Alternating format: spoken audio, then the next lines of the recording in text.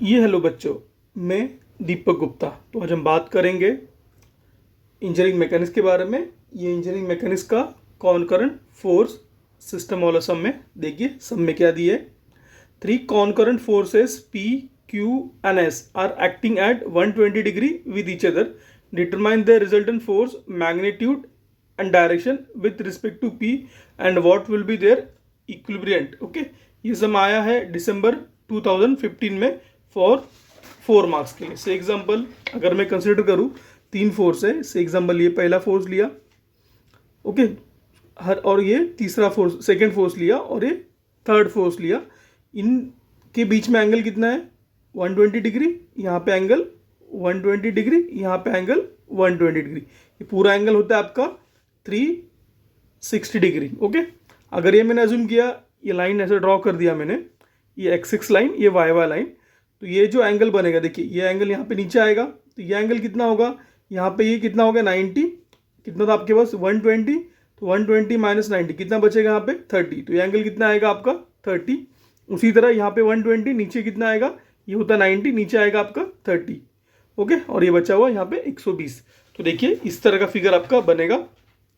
ये जो यहाँ पे एंगल आएगा, this angle will B 30 degree and this angle will B 30 degree, और ये आपका जो एंगल आएगा, this will be 90 degree and this will be 90 degree. Now अब क्या करना है, मुझे इसको रिजोल्व करना है। तो देखिए किस तरह रिजोल्व करेंगे। तो सबसे पहले मैं अप्लाई करूंगा समेशन ऑफ एफ एक्स। तो एफ एक्स करने के लिए रूल क्या है? अगर एक्स कंपोनेंट है, एक्स में फोर्स जा रहा है और वाई में फोर्स जा रहा है, ओके, उनको रिजोल्व नहीं करना है। अगर कोई इंक्लाइंड है, किसी के साथ थीटा है, क्या है, इंक्लाइंड फोर्स है, तो क्या करना है, उसको आपको रिजोल्व करना है। तो किस तरह उसे रिजोल्व करना है वो देखिए हम लोग।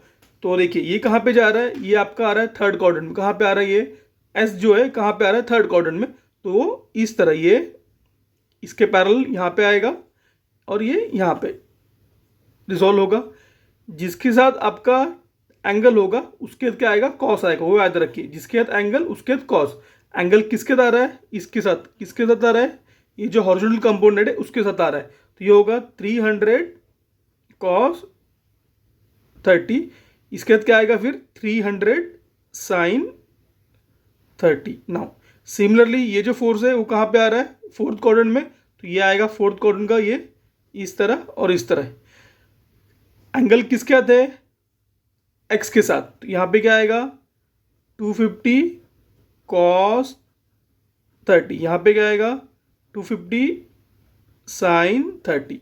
ये तो ऑलरेडी रिजोल्व है, इसको रिजोल्व करने का जरूरत नहीं है। तो यहाँ पे रूल क्या आएगा पहला आपका?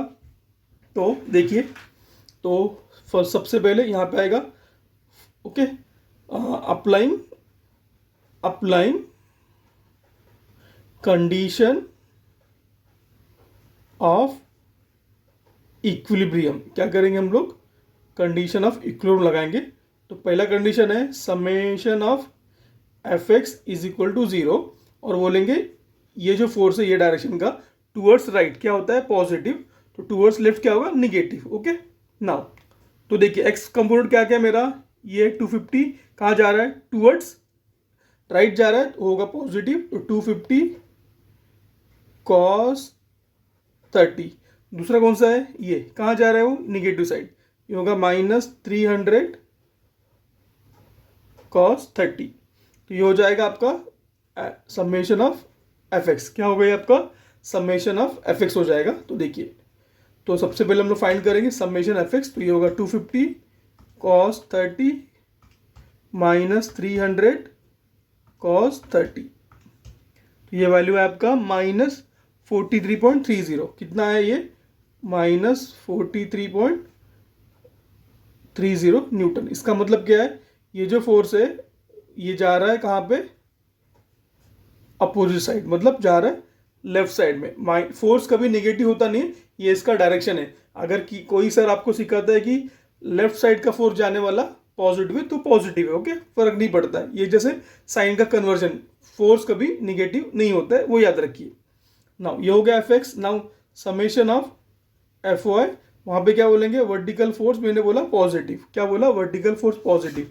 तो ये रहा पहला वर्टिकल फोर्स, वो होगा पॉजिटिव, वो होगा इक्वल टू 150 दूसरा कहाँ पे, ये एस का कंपोनेंट ये नीचे आ रहा है तो होगा निगेटिव, तो -300 साइन 30, ये भी नीचे आ रहा है निगेटिव होगा, -250 साइन 30, तो ये हो जाएगा, देखिए आंसर 150 -300 साइन 30 -250 साइन 30 कितना हो गया, -125। आंसर है आपका माइनस, माइनस मतलब डाउनवर्ड जा रहा है, ये आएगा आंसर -125 न्यूटन। इसका मतलब है वो जा रहा है न्यूटन डाउन साइड। कहाँ जा रहा है वो, down side. Now resultant force R is equal to summation of Fx का force plus summation of Fy का फोर्स। ओके, ये ऐड करोगे तो देखिए कितना होगा, रूट ऑफ समेशन Fx कितना है 43 पॉइंट, देखिए समेशन का स्क्वायर है तो नेगेटिव साइन ऑटोमेटिक चला जाता है, तो 43.3 का स्क्वायर प्लस y में 125 का स्क्वायर। आंसर आया आपको 132.28। कितना आया, 143, ये आपको आंसर आया आपका 132.28। 132.28 ये आपको आ गया यहाँ पे आंसर। ओके, तो एक बार मैं चेक कर लेता हूँ।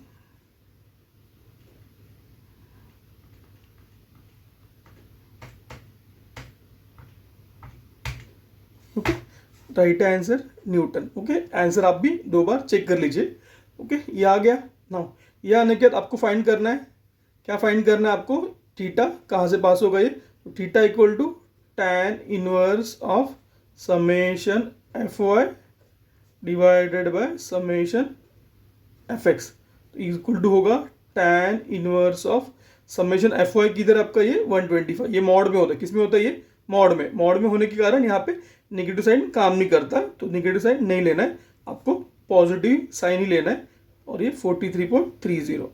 ओके, मॉड में, तो shift tan inverse of division 125 divided by 43.3, तो ये आंसर आएगा आपका 70.80 डिग्री। तो थीटा कितना है आपका 70.80 डिग्री, कितना आया 70.80 डिग्री। नाउ तो देखिए ये हो गया आपका, तो आपका रिजल्टेंट फोर्स किस तरह जाएगा, आपका रिजल्टेंट फोर्स जाएगा कहाँ पे, यार देखिए एक्स कहाँ पे नेगेटिव, वहाँ कहाँ पे निगेटिव, तो ये आएगा आपका इस तरह का रिजल्टेंट फोर्स, वो एंगल बनाएगा थीटा का इज इक्वल टू 70.80, ये होगा आपका वैल्यू आर।